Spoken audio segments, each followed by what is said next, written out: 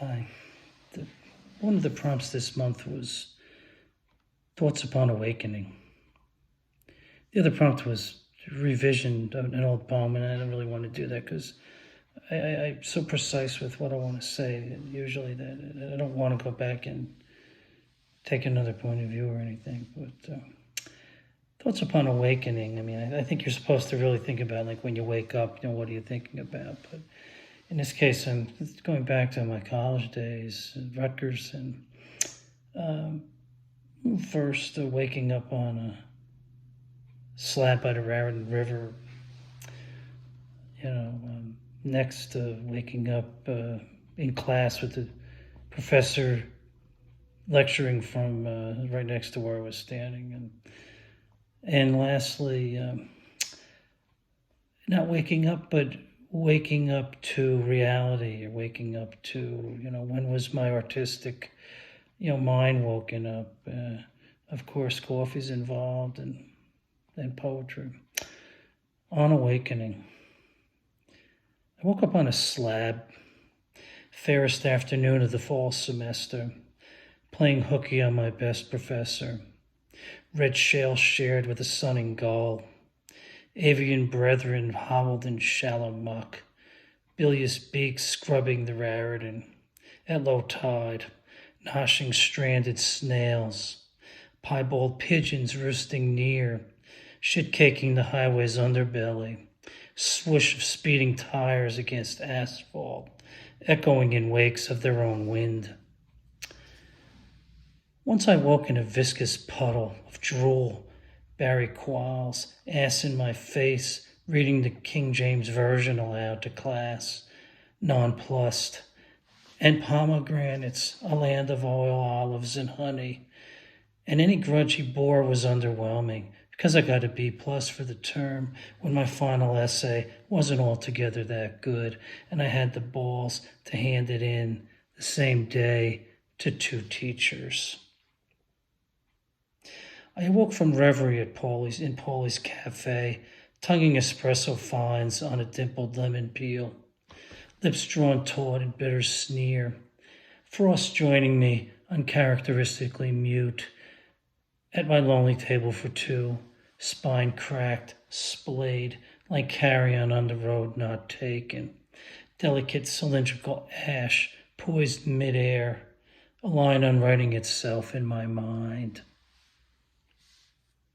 So there you go. Thoughts on Awakening, or the poem called On Awakening. And, sometimes you wake up in a new reality, and sometimes you wake up to a reality that's, kind of crazy, but, another self-effacing kind of a poem where I try to go back and, find out where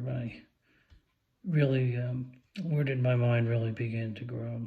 I remember the first time, when the first stanza was talking about, skipping class for my favorite professor, which would have been Dr. Sherrill Wall, who died, not that long ago. And in my youth, my youthful exuberance, I actually admitted to her, she thought maybe I was sick, and she was concerned. And I said, no, it was such a beautiful day.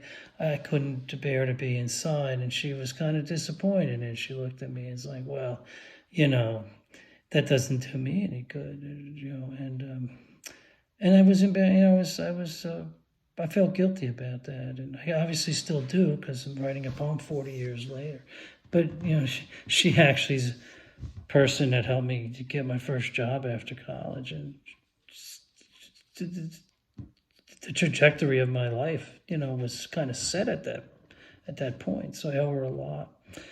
And the second stanza, Barry Qualls was this a great English teacher. He just, I think, retired not long ago from Rutgers. I think he was the dean of several different capacities. But at the time, he was a younger kind of professor. Had only been teaching, I think, for about 10 years, and he had this this ingratiating Southern accent, and he would read these passages from the King James Version because I was taking biblical backgrounds of English literature. And I remember waking up and he was in the middle of, I think that passage, Deuteronomy 8, from the Old Testament. And then the last one, I'm pretty sure was Paulie's Cafe. I tried to do some research. It definitely was the cafe on Easton Avenue. And I think it was Paulie's. They had pizzeria on one side and a cafe on the other. And I remember just licking a lemon rind, off the cup. They had pulled off the cup and licking the espresso off of it.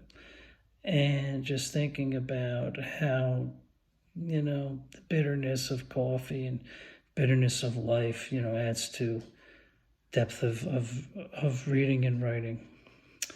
There you go, on awakening.